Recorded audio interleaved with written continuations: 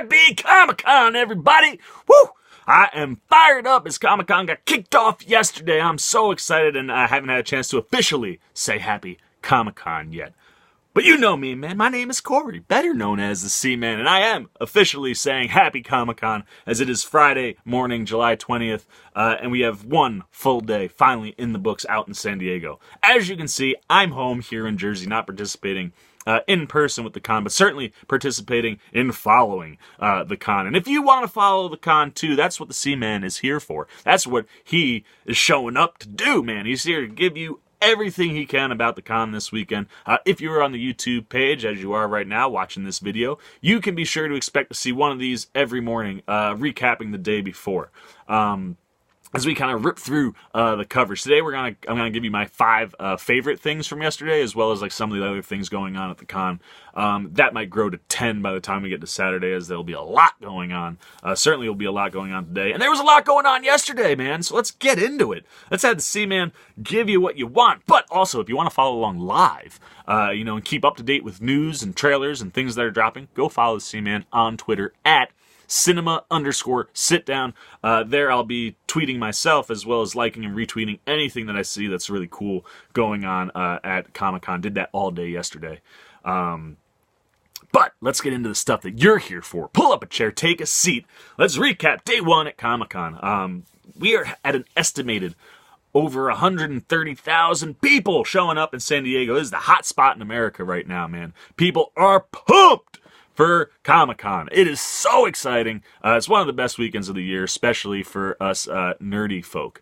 Now, before we get into, like I said, my 5 favorite things, there's a whole bunch of stuff just going on at the con that looks like fun, including activities like a group hug with the Hulk. It's just a big cardboard picture of the Hulk with 2 giant arms jutting out of it that you can kind of hang on and take a group photo in a group hug with the Hulk. For the DCU Online stuff that's getting ready to launch their app, Titans has Robin's apartment, an interactive kind of thing going on. There's also a Walking Dead foam pit that I saw yesterday. You go down a slide, fall into a foam pit of like giant red cubes that has walkers going trying to get you, which looked like a lot of fun. Also, there's a Jack Ryan obstacle course promoting the new Amazon show starring John Krasinski, which looked really neat. But my favorite thing that was like involved as far as not being panels or comics or things going on is the fact that Deadpool was one of the most trending things in the middle of the day yesterday at San Diego Comic-Con. For a guy who had a movie come out in May, he don't have anything coming up recently outside of, finding out that the mouse is indeed going to acquire him. But Deadpool had a presence at Comic-Con. He's got these chimichanga things that have popped up, little tiny plastic Deadpool figures come in a box that looks like an open chimichanga. But the big thing, the funny thing, was in select bathroom stalls, if you went to go take out a seat cover, the piece you got to tear out in the middle in order to use it, had Deadpool's face on it, and the writing on the cover, I think, said something like, this is all Fox could afford to give us for Comic-Con or something like that. Absolutely hysterical. Really, I laughed out loud at work yesterday when I saw that. Inside the con, though, we had the 10-year anniversary panel for Breaking Bad. God, man, make me feel old, guys. 10 years ago, we got Breaking Bad. One of the best TV series of all time. Really awesome to see Cranston and Aaron Paul all up on stage with the cast, and crew. So cool to see them all together again. We got a really cool tribute video montage that kind of spanned the whole series. But the cutest thing, and easily the thing I liked the most from the panel that I saw, was Aaron Paul when he came out, had his newborn baby daughter dressed up in a yellow hazmat suit. Oh, so awesome! Of course, the other thing too that went on in and around that panel was the Better Call Saul folks were all there, dropped their trailer for the upcoming season. So that was all really cool to see going on. Now, this one, oh man, this one is awesome. And it's not directly related to the con, but it is related to the con in as far as it's one of their all-time legends. Mark Hamill, no Star Wars, like Episode 9 stuff going on, so nothing for Mark to really be doing at Comic-Con. So he tweeted out this fun tweet, a picture of himself, trying to find it right now. There it is. A picture of himself holding a newspaper with the headline, "Where is Luke?" and a couple pictures of Luke Skywalker, and he has it held up like this so you can only see his eyes. Next to that is a picture of, one of the Comic-Con floors with the logo put on top. And the tweet for Hamill, which you can follow him, and you should follow him, especially with what I'm going to tell you, at Hamill himself. There's an unsubstantiated rumor I'm at hashtag SDCC. Right now, wearing a mask to avoid being recognized, parentheses, I'm not. But if I really was there in disguise, would I lie about it to fool people? Secretly talk to fans? Attend panels and have fun? Parentheses, I would. Hashtag Comic-Con. So such a nice little gesture from one of the Comic-Con legends in Mark Hamill, who, isn't there participating, but participating in spirit, with kind of a fun tweet, but also kind of a cryptic tweet. And it's a cryptic tweet that he delivered on later on in the day with something that was just so freaking awesome. He tweeted out another picture that featured 4 masks. If I can find it. Good Lord, there it is. 4 masks in reference to that first tweet. And the 4 masks, there's a paper old man Luke Skywalker mask in the picture. That's what dominates the left side. On the right side, there are 4 smaller pictures. On the bottom, a paper mask, or just a cartoon drawing of the Yeti from a regular show, which Mark does a ton of voices for. Above that, a small picture of a paper young Luke Skywalker mask. And above that, a plastic 3-dimensional mask of the Joker. And Hamill tweeted this: "Would I lie about being in disguise at hashtag SDCC? Sorry, I misspoke and I said would instead of wouldn't. Fun fact, I'm here right now. Here are the 4 masks I'll be wearing, 1 for each day. So be on high alert and please say hello when you see me. Smile, thumbs up, tongue out, winky face, hashtag masked Mark." First thing yesterday that made me go, I'm sad I'm not at Comic-Con. This is so cool, man, to see one of the legends participating on his own, in kind of his own treasure hunt, if you will. Be on the lookout. Go follow Mark on Twitter so you can see the 4 masks, and also follow along with any of the hijinks. I'm sure he's going to be getting into things all weekend long. But that would definitely be something I'd be like, well, I got to find these masks, man. I got to find me Mark Hamill. Almost like Bill Murray, right? Or like that legend of Bill Murray, like putting his hand over your eyes, and then you turn around and he goes, "No one will ever believe you." Kind of that with Mark Hamill at Comic-Con, man. You'd be like, some dude came up to me in a Joker mask and did something funny, and then he lifted up the mask and it was Mark Hamill and he walked away. People would be like, I don't believe that. It's happening, man. Believe it. Really, really cool stuff.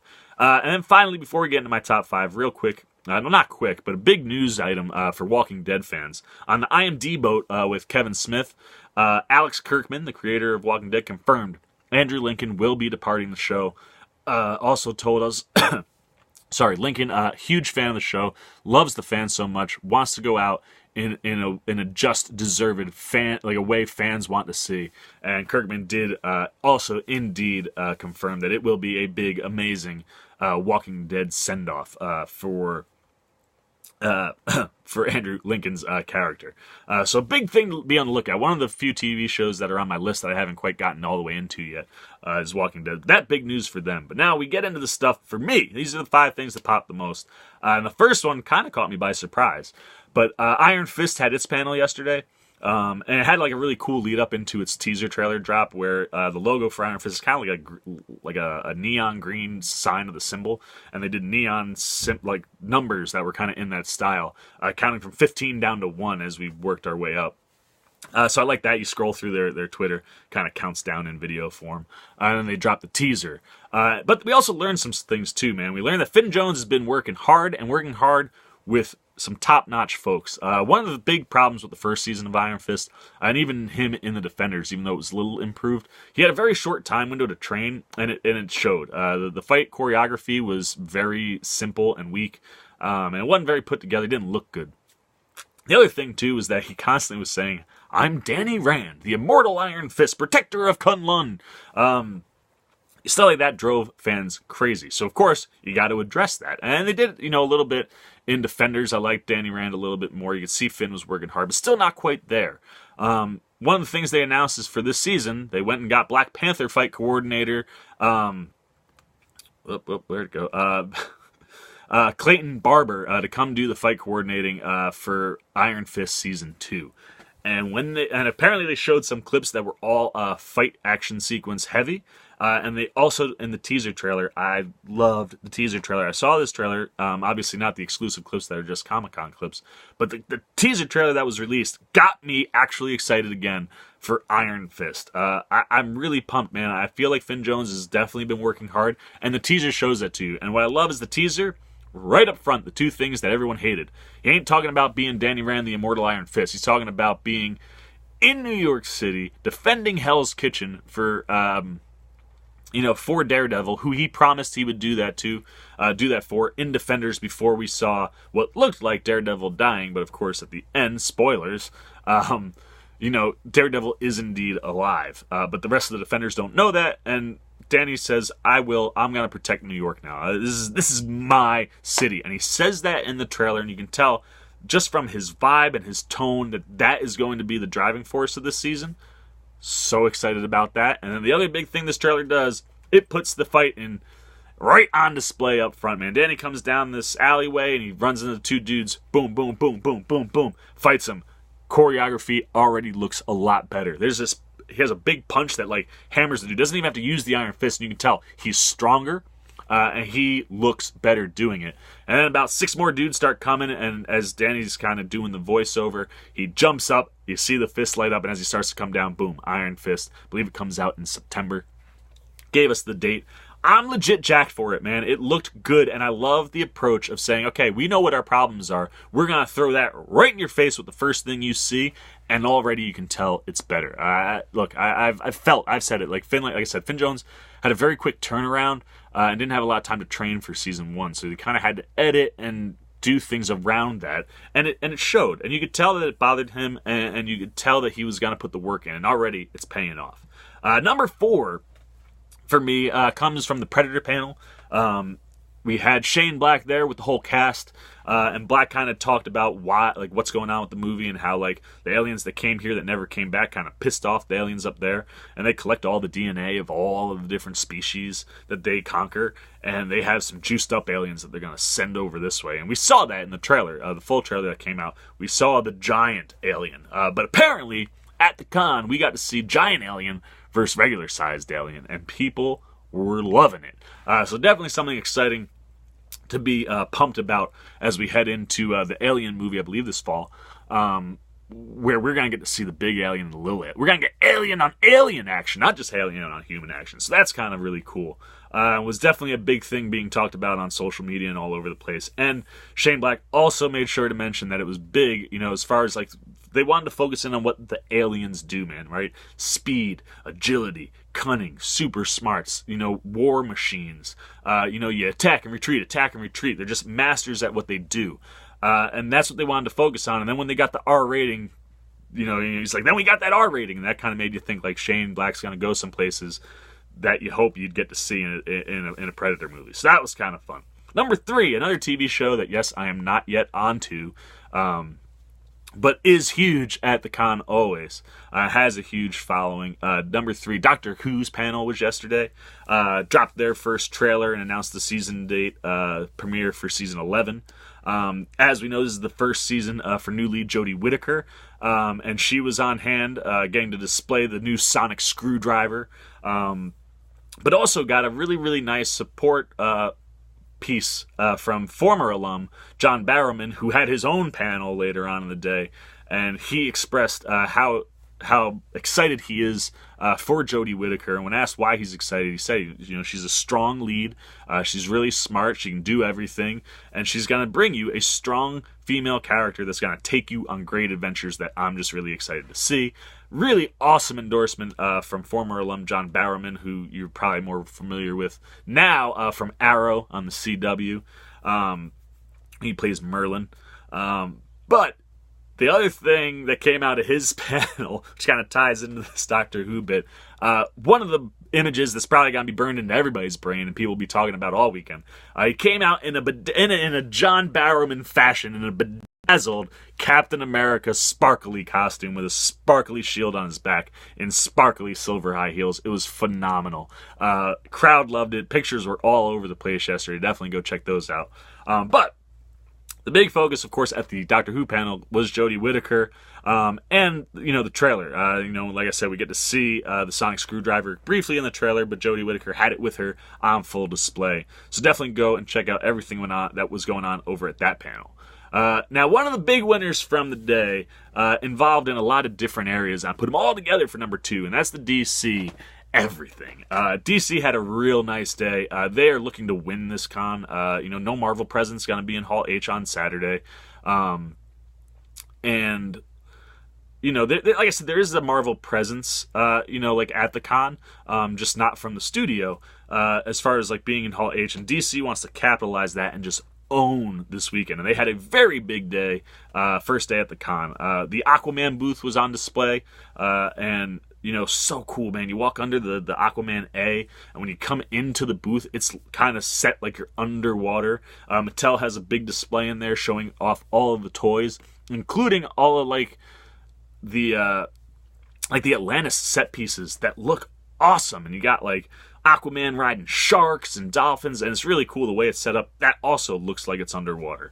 And then you get the suits. You get 2 of the suits that are up close that you can kind of see in glass cases. Mara's suit is there, and the shell armored suit for Aquaman. They both look really, really cool. But the thing that popped the most at this booth, we've only seen the Black Manta helmet, but man, does he look awesome in a full life-size version of his suit that's kind of hanging up, floating in the water above you, and it is in full display, completely lit up. The vents on, like the gill vents on the suit and a couple other spots light up, and then of course those eyes.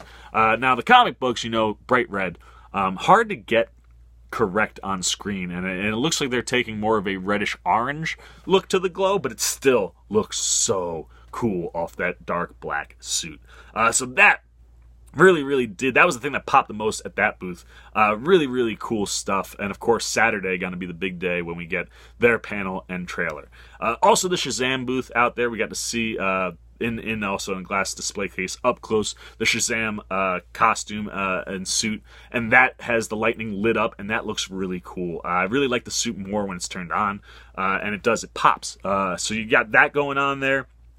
Then the real big first piece of entertainment media came from the DCUO, the DC Universe Online, with the Titans trailer which dropped, and man, this had people talking for a while. Lots of things. Now, look, this show, I've got issues with a bunch of things. I'm not a huge fan of some of the casting. I think Raven's too young and innocent looking. I'm not a big fan of the wardrobe. Starfire looks like a hooker.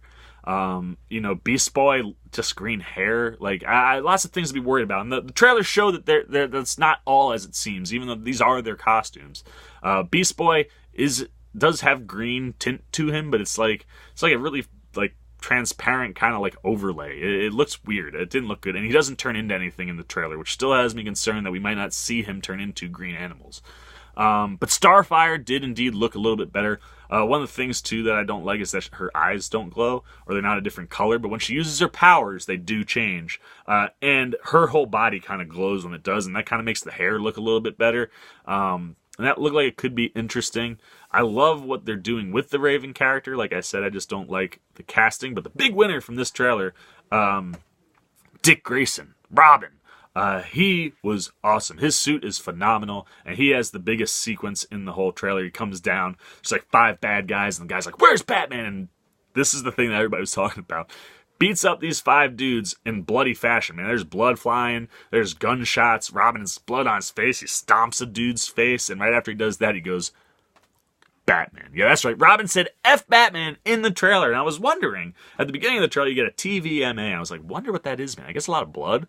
And then, boom, you got an F-bomb from Robin kind of telling you, F Batman, man. This is my bit. Loved that. And the kid who's playing Dick Grayson looks awesome in it. The other big thing, too, for the Titans, so that'll be interesting. I'll be interested to see what's going on.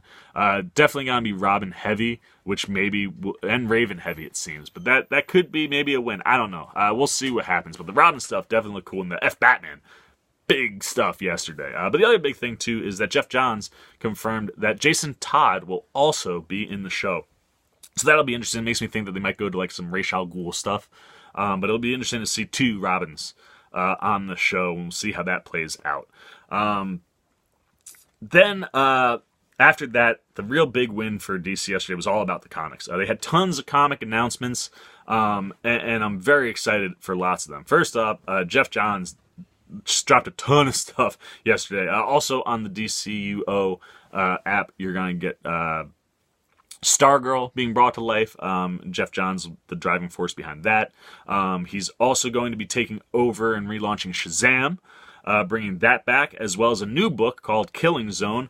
That'll be multiple books that'll span between the 1940s to the 2040s, and feature DC alum that we haven't seen in quite some time. And then finally, he has a Joker book coming out. And this past year, Joker books have been huge, man. We saw him in Dark Knight's Metal. We saw him, in White Knight, which was one of the best books of the year. So the Joker stories are really working well. And Jeff Johns has got one, and it's going to feature 3 Jokers. And the cover was released yesterday online with all 3 Jokers, and it looks pretty dope. I'm telling you, there's been really good Joker stuff going on lately. Excited for that. Now, not Jeff Johns. I can't remember which writer it was. I forgot to put it in my notes. But there's also a team-up between Batman and Joker coming out this year as well from DC, where they'll be teaming up together to fight something. So that should be exciting, too. Like I said, I love these interesting Joker-Batman books. They're fun. And then Grant Morrison is returning to take over Green Lantern, which is really exciting. Brian Azzarello is back. And that 3 Joker thing will be part of the DC Black Label.